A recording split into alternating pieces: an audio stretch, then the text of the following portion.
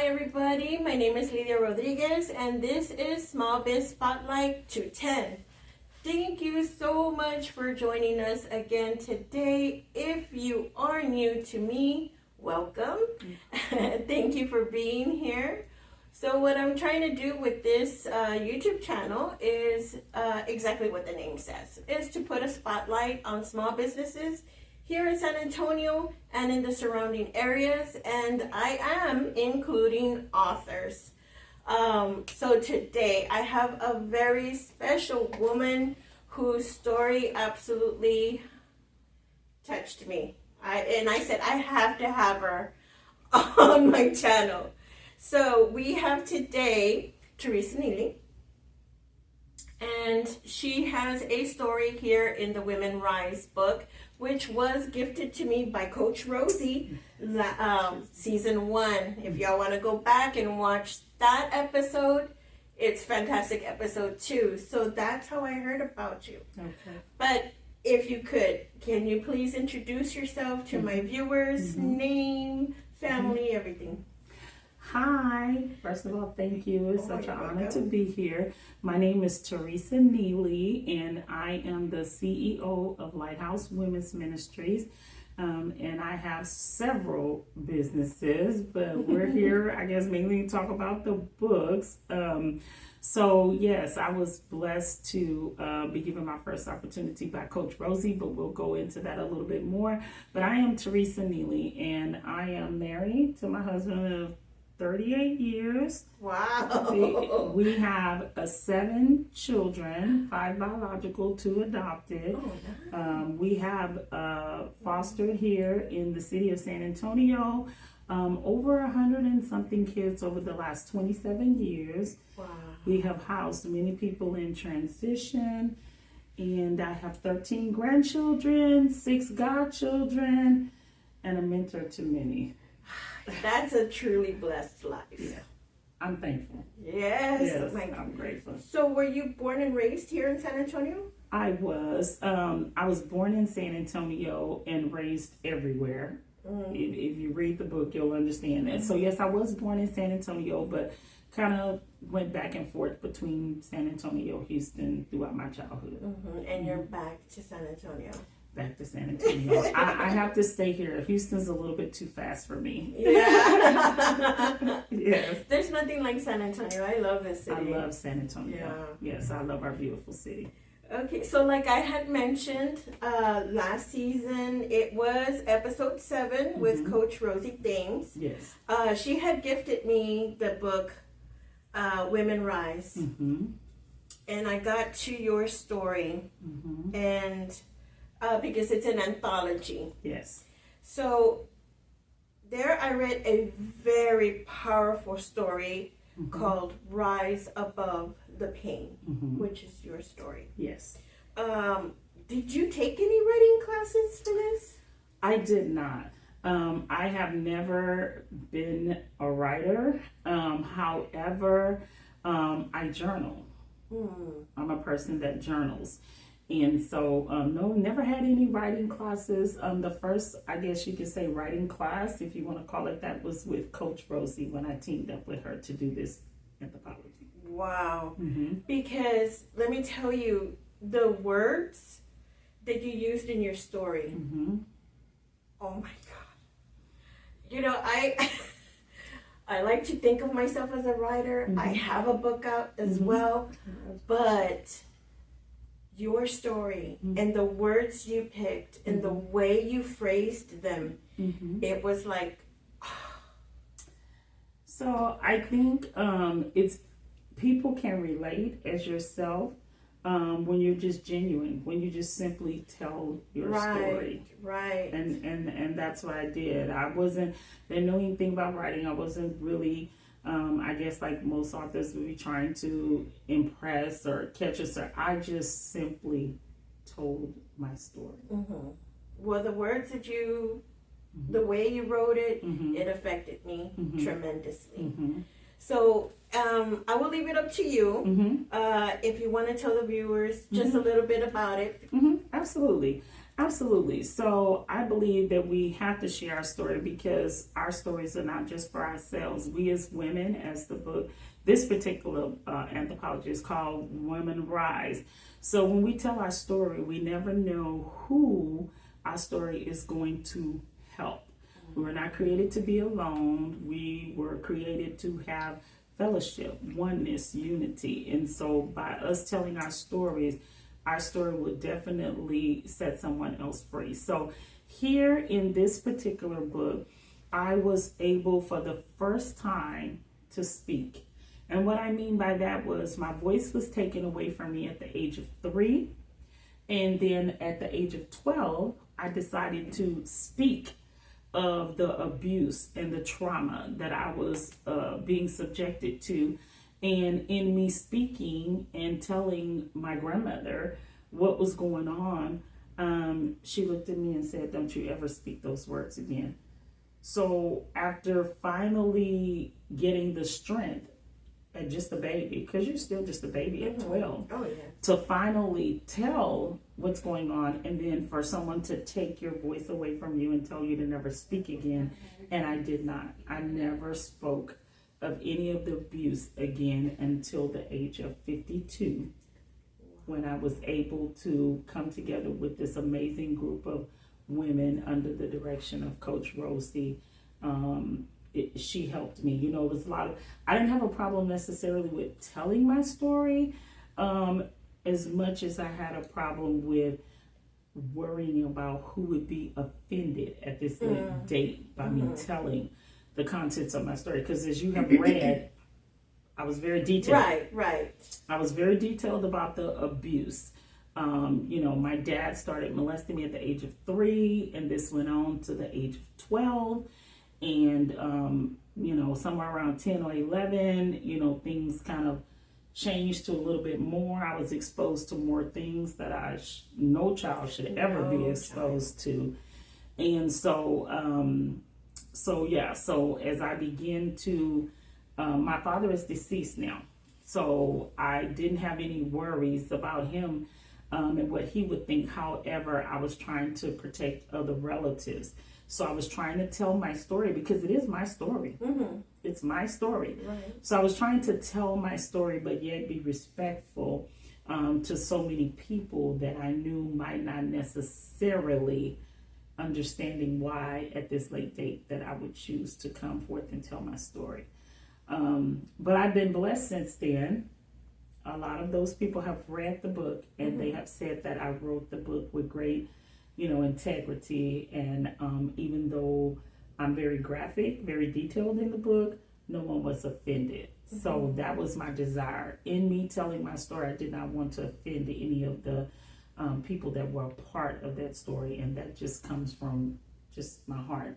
I came from a place of desiring for other people to be free. I didn't come from a place of retaliation or wanting to tear anybody down in telling my story.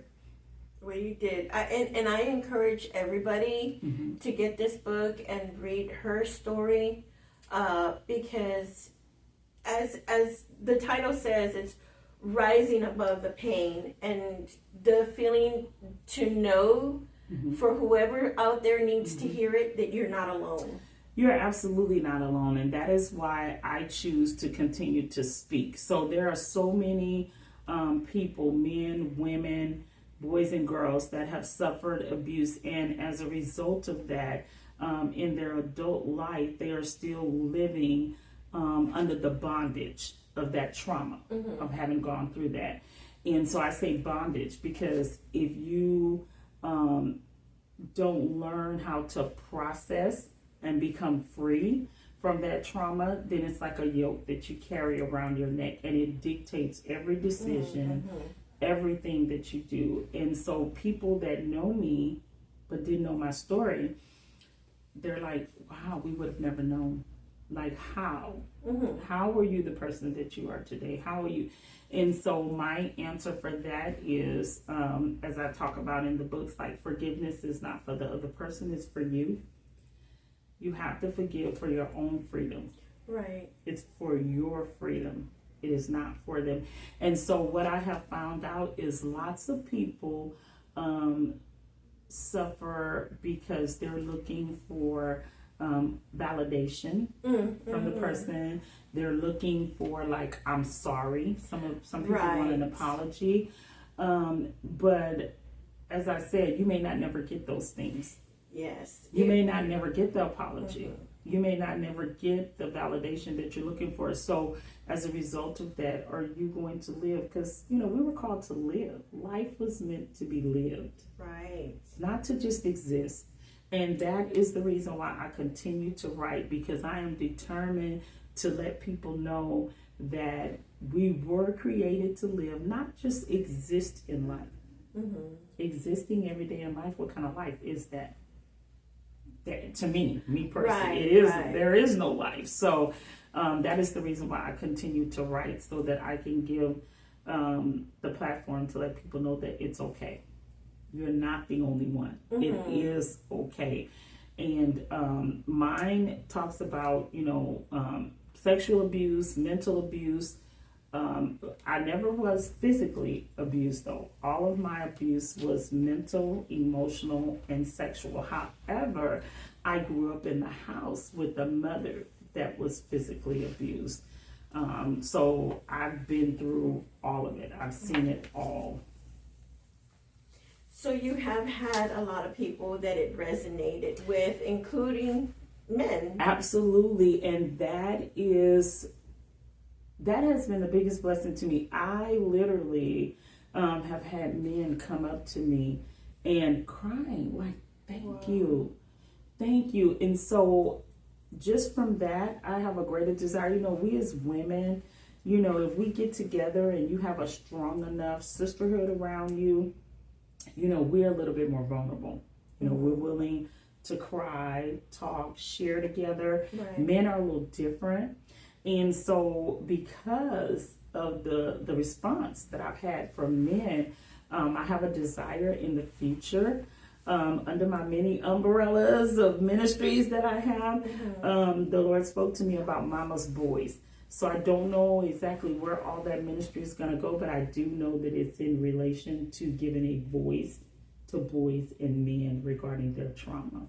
I am so glad you brought that up, because I feel like our society nowadays has really dictated this kind of like way of how a man is supposed to behave. Listen, I absolutely agree. Yes. And we always think about, they're the head of the house. They're the food, the breadwinner. The masculine ones. Right. We were, in my culture growing up, like, men don't cry. You have to be, and that is just such wrong teaching. Right. That is such wrong teaching. It does not make a man less of a man to be vulnerable. It does not make a man less of a man to have a voice and speak. And it certainly does not make a man less of a man if he cries. Exactly. We're human. Yeah. We're human. Now, this is just my opinion, guys, but I think that if we were to teach our children, boys, mothers teach our boys as and we're raising teenagers them. all the way to men, that it's okay to be to share their emotions, to cry and everything, and be vulnerable. Women would be treated with respect, and I think it's a whole vicious cycle. It is. I agree. Right. I wholeheartedly agree with that. And that's I'm praying and asking, how am I going to be a part in navigating that? I really want to give voice to that. Oh my God, I got chills. I really want to give voice to that. Yes, we need that. So I encourage all the men. I know I've seen my stats. I know there's more men watching my channel for some reason, but thank you. Thank you. This book, I mean, it's going to resonate with a lot of people. Absolutely. Men and women. Absolutely. From all backgrounds. All backgrounds, all walks of life. We were meant to be free. So it is my desire, yes, for everyone to release, be able to be free from all of that trauma. We got to be free. You're so much lighter, so much more of a better person, and you become magnets. Like I found out, like we're magnets, and we're drawn to the people, our destiny helpers that are there to hold us up when we just take the mask off. Lots of people walk around wearing masks. Yes. Take the mask off. Don't be afraid. Don't be afraid. Don't be afraid. And you're not alone. You're not alone. Not at all. Oh, I love all this. Okay, so this is one book. Yes. You have other books. I do. So Coach Rosie Thames gave me my first opportunity with R.I.S.E to speak. And R.I.S.E was such a success. I had no idea in telling my story that I would get the response that I've gotten. And if I could personally say, I believe that the response that I've gotten is due to the fact that so many people knew me but didn't know my story. So because they know me, it's like everybody can pretty much know somebody that has been through some type of abuse. But this is not to say anything, directed toward any one person. But lots of times when people have suffered abuse, they kind of wear it on their shoulders, or you kind of see it in the decisions that they make.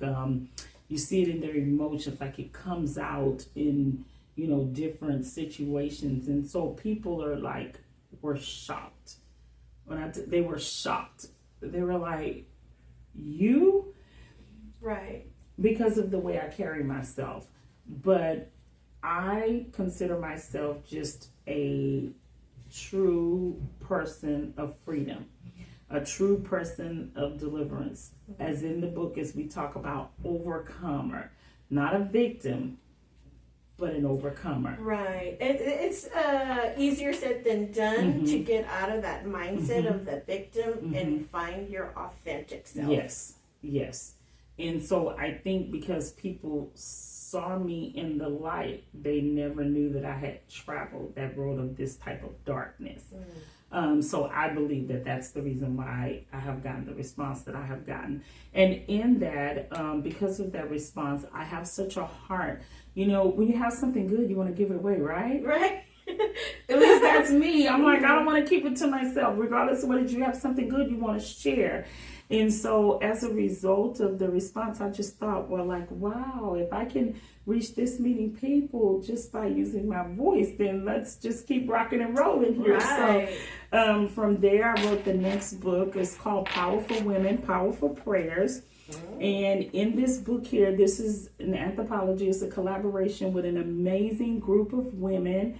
And in this book right here, I have a prayer of rest. And if you read the prayer in this book, then you'll understand the person that I am and why people couldn't understand, like, what? Because I have truly learned to rest. I understand who my Savior is. I understand what He's done for me. And I understand that I just rest. I rest in peace, I rest in joy, I rest in love. And again, all of it is a decision. It's a mindset. It's a choice. So this is an amazing group. And in this book, I promise you, there is a prayer for every season and stage of life. But in this book, I write a prayer about rest. And that prayer comes from, yes. And then the next one, what's your superpower? Okay, I'm sorry. Yeah, no, I was just showing them for the prayer warriors out there. Yes, it's truly a message in there for every season of life. It absolutely is. And then this one, what's your superpower? This is actually a spinoff from the first book, Woman Rise. Oh. It's a spinoff from that. And the reason why is because the more people found out about my story, the more people were saying, you are one of the most loving people that I know. You're one of the most compassionate people. So how do you love, again, especially for the people that knew me and knew some of the roles of the family members that were in my life. And so everybody just kept saying, man, like, how do you love like that? Mm-hmm. How? And so I had to sit down and I had to ponder that, because when you have so many people asking you that, I'm like, There's something to that. It must be something to that. So as I sat back and I thought, and I had to like really be able to truly answer that question. And what is the question? How do you love someone that has abused you? How do you love someone that mistreats you? Right. Even on a daily basis, even in, it could be in a workplace, like how do you ever get offended? Mm-hmm. Was the question I was meant, like, do you ever get mad? How do you possess this love? And so I had to sit and I had to really ponder that. And the only way I know to answer that question is because I know whose I am and I know who I am. And because I know that, God is love, I have just found that there's a formula to everything. And I have seen love turn more people around. And truly, as a testament to the book, as much abuse as I went through with my father, before my father took his last breath on his deathbed, my father repented to me. Wow. He asked for forgiveness. And my husband and I were able to lead him to the Lord on his deathbed. But how would that have come to pass? It was the love, because in his last days, he became ill and confined to a bed and could not take care of himself. And I had not spoken to him in years. And when I got the phone call, lots of the response of some of the siblings was not the same as mine, and that's no judgment.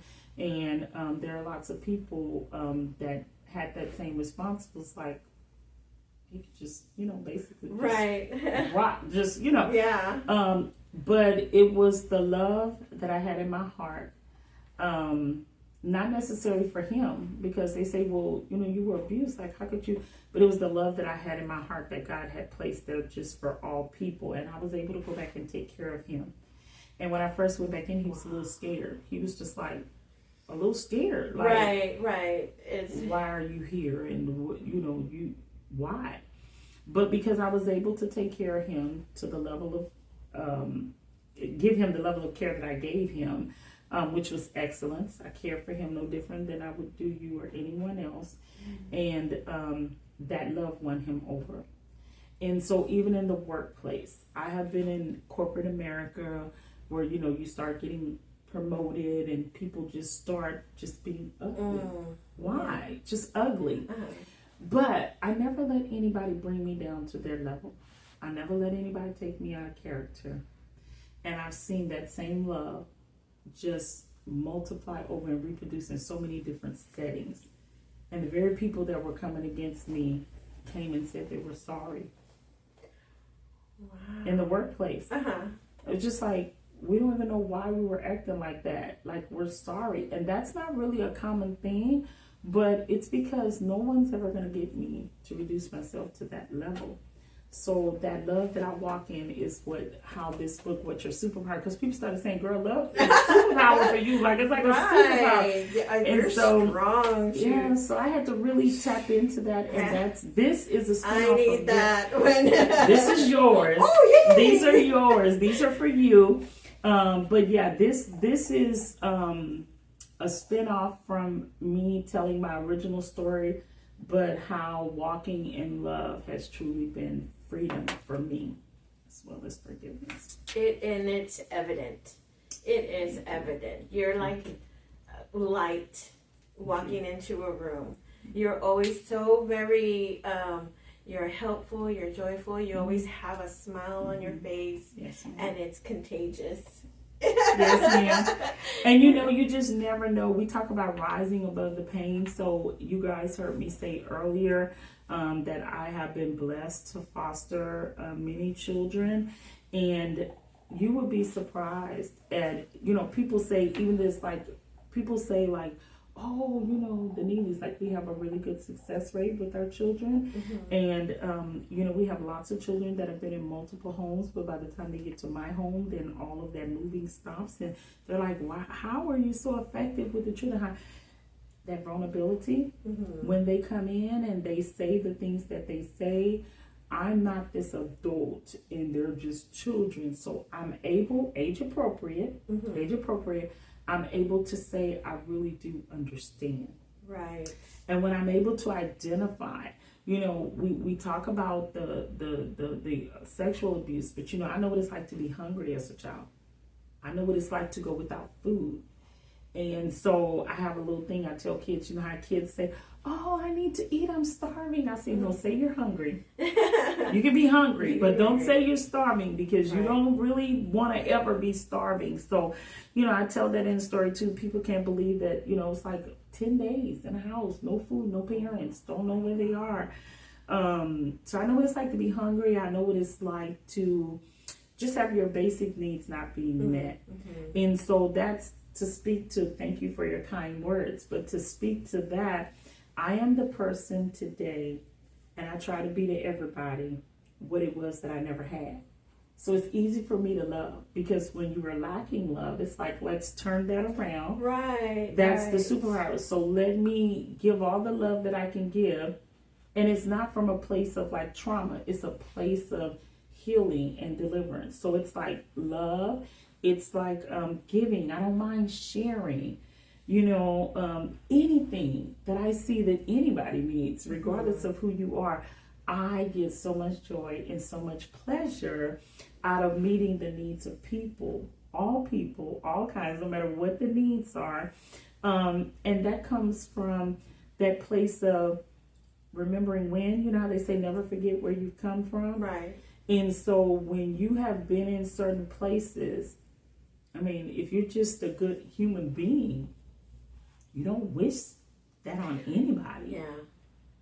If you're just a good human being, you don't have to be just a I'm not there yet, Teresa. I'm not there yet.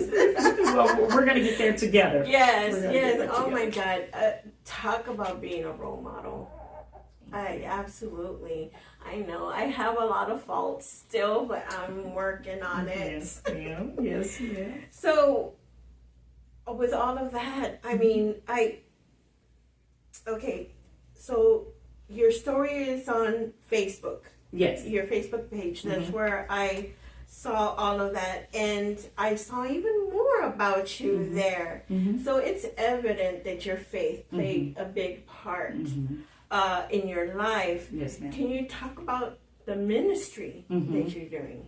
Yes. So Lighthouse Women's Ministry is a ministry that I didn't choose. It chose me. It was literally given to me in a vision, if you can believe that. Oh, yeah. You believe that. I went to bed one night and I did not sleep for 21 days. Every single night for 21 days, I was awakened like around 3 or 4 in the morning, and I was given instructions, you know, by Holy Spirit just to go write. Now, this is a true story, y'all. Like, I don't know if you've ever written something and didn't know what you were writing. Like, I would just get up and go write, and then I would go back to bed. And then I would get up and go write, and I would go back to bed. And I can remember about day number 12, because, I mean, nobody said, oh, I'm going to wake you up every day for X amount. So I didn't really know what was going on, okay? So after about day 12, I remember laying in the bed, and I was like, oh, my goodness, like, I'm so sleepy. Like, am I really going to have to get... And something spoke to me, like, the Holy Spirit so clearly. It was like, get up and go write, because if you miss it, you're not going to get it back. Yeah. And so on that 21st day, the words came to me, now read everything that you've written. And when I read it, I had literally wrote out what we call the promised land. I had instructions on all the ministry areas, like literally the street names. Like, you can drive in these gates. Like, when I say I was given everything, so I didn't come up with the names, like Sanctuary Sisters, which is, you know, my sister's ministry, and the Peter Experience Men's Retreat, Golden Gate Celebration Event Center. And as I began to put all this together, the Lord began to use all of my experience over the last 27 years that I've had in the community, with people with disabilities, people in transition, all the different needs that we have met. And he just began to make the picture clear and put it together for me. And I was blown out of, I was just like, what is this? And so not really knowing what to do with all of that, because it was a lot. I'm like, what do you do with this? So that's how Lighthouse Women's Ministries was born. And sometimes I know the name can kind of throw people out because they think it's just a women's ministry. But no, we're community, all about community. So right now we, again, and people say, you take people into your house? I've had people say, are you crazy? Like, you take people. Yes, I have. Over the last 20 years, I have housed very elderly, our seniors that, were not blessed to have bare children, but were the mother of many children, just, and then it was time for them to be cared for, and my heart would not let me say senior center. Right. So I moved them into my house, and I took care of her until she transitioned, and I had another lady I cared for 11 years. My grandmother, the one that silenced me and told me when I told my story that I bet I never speak of it again, when she had a stroke, her kids, my aunts, my uncles, my dad, they could not take care of her. Who do you think took care of her? Wow. I moved her into my home. And then just through church communication, when they find out various people in need, they always say, I'm known as Mama Nealy in the church world. They always say, go talk to Mama Nealy. So I have had many girls. I've had illegal immigrants, they all in my personal home. And so now, we have a vision to expand because there's such a need and such a demand. So we're working on a couple of things in relations to foster care. I'm trying to use all of the experience that I've had with our babies and the public school system and just their various needs not being met, not because of anything the school districts are doing or not doing, but just because of our babies and where they come from. They need a little bit extra. So I'm working on a plan for that. Wow. But that's what Lighthouse Women's Ministry is. We serve the needs of our community here in our beautiful city of San Antonio on various levels. That's a lot of work. You know what? People say that, but it's my calling. It's my purpose. And if you know, on a lot of my hashtags, I always say, for this I was born. It is so much joy in what I do until it's not even work to me. Oh, well, I always tell my kids, if you find something that you love to do, then it's not really working. It's not really working. Absolutely. And that's the way I feel every day. Yeah. Yes. That's what it's hard to find, but once you find it, that's it. It's the best place to be. To be excited when you wake up in the morning and still excited at the end of the day when you go to bed at night. Like, literally, that's my life. I'm excited to wake up and I have to make myself go to sleep. But yes, for this I was born. That's amazing. Yes. Oh my God. Well, I totally love everything that you're doing to rise above the pain. Thank you. And it's showing others how to do the same. That's just amazing to me. Yes. Your life is amazing. Thank you so much. Thank you. What I love about this too is that the things that you're doing now, it's going to have such a ripple effect that that's my even desire. When you finally go home to rest, yes, we all gonna still feel your love here. That and that is my desire, not just for myself, but for the whole entire world. Just think about, I say, in this world, we're all different. We have different walks, different beliefs. But if you really, really just sit down and just really analyze, we have more things in common that we agree with than those that we disagree. And so if we will come together on those commonalities, the world would just be such a better place. Yes. So you may like red and I may like blue, but we're not going to fight over the red and blue. We're just going to sit down and we're going to have a conversation, you know. We like coffee, we're going to go sit out on the back porch and we're going to admire the beautiful sky and the sun or something, but we're not going to argue about. Because you know what? When you mix blue and red together, it's purple. That's it. Come on. Oh, I'm sorry. Yes. So see, that makes us better together.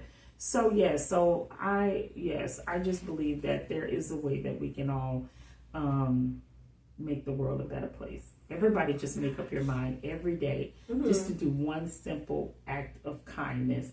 And as you said, it's a ripple effect. It's contagious. It could be simple.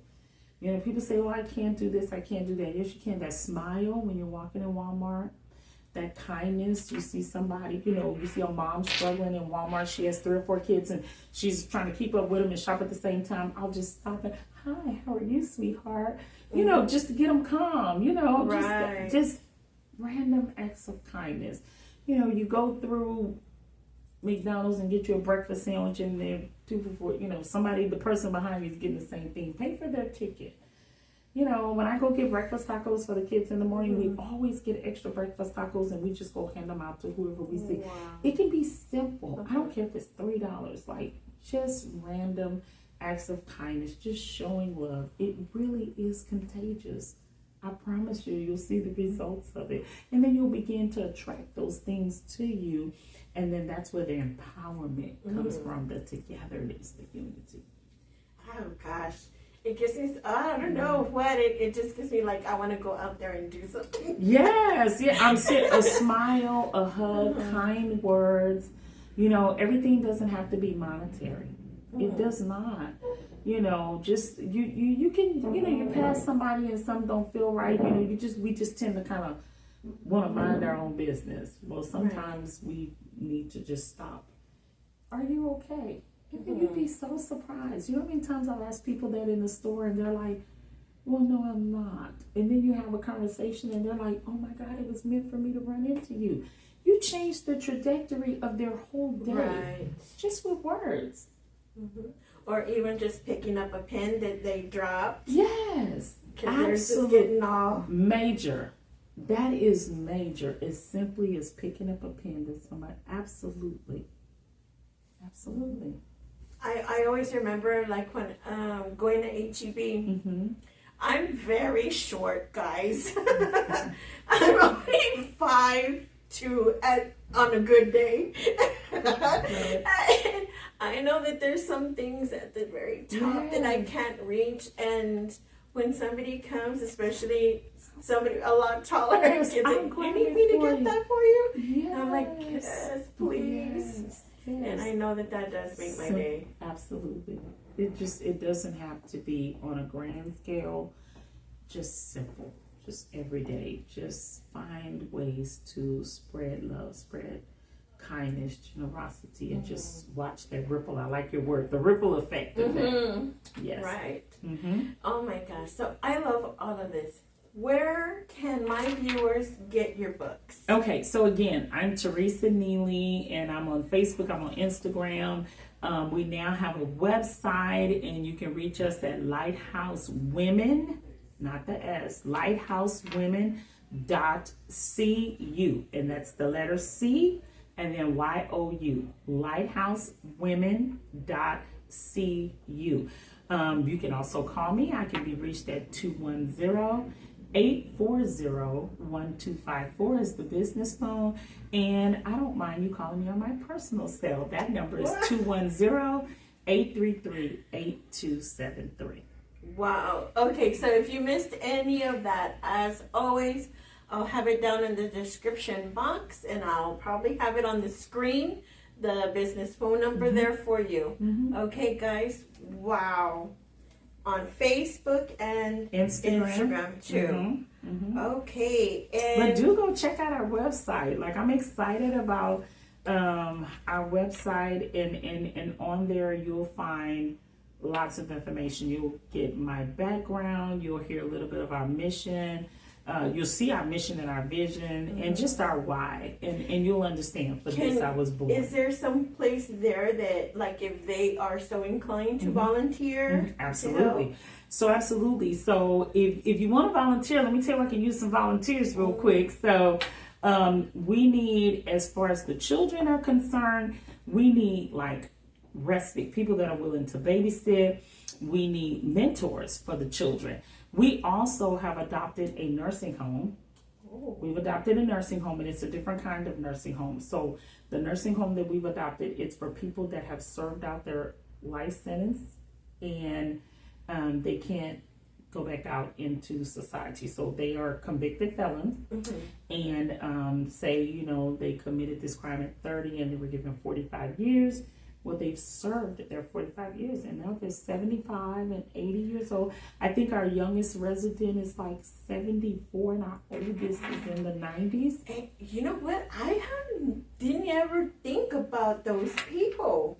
But see, me neither. But God spoke to me. He said, I am not forgotten ministries. And I thought it was a ministry. I went looking it up. I was trying to find a building, a church, a place, an organization, when he said, I am not forgotten. And then he actually led me to them. It's a beautiful story in that he led me to them.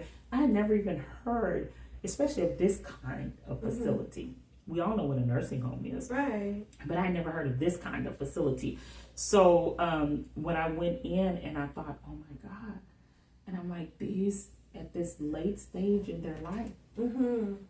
If anybody needs comfort, peace, love, joy, need to know that, you know, Jesus is their Savior, it's these people. And that's why the Lord said, I am not forgotten. He said, those are my people, go get them. So we adopted them. And so, yeah, we're getting ready to go on December the 6th. We're going out to take Christmas to them. We go out 4 times a year. 4 times a year to celebrate them. They have no family. Nobody goes to see about them. That's why God said, I am not forgotten. He wants them to know. So I need volunteers for that ministry. But if you just reach out to me, we have all kinds of opportunities to volunteer. Wow. Okay, guys. If y'all are not energized now, I don't know. Thank you so much for doing this with me. This was so beautiful. Your life is amazing. Thank you so much. Thank you so much. Yes, ma'am. Okay, guys. Wow. I told you this was going to be an amazing episode. Yes. I'm in awe. So, thank you so much, all of y'all, for staying to the end of the video. Yes. As you already know, I do this all free. I don't charge anything. So to help me out, can you please go up there, give me a thumbs up and a subscribe. Thumbs up and subscribe. Sharing is caring. Yes. Share. Share. Yes.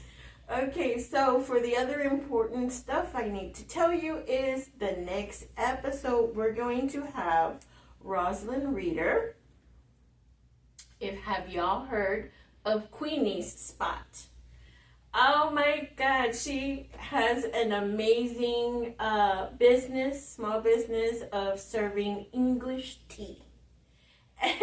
It's going to be so much fun, so I really hope you join me next Thursday. So y'all have a wonderful Thursday. Have a wonderful weekend. And now you know where to do is come get Miss Nealy's books. Thank you so much. Thank you for everything. All right, guys. Y'all have a wonderful one. Bye. Bye.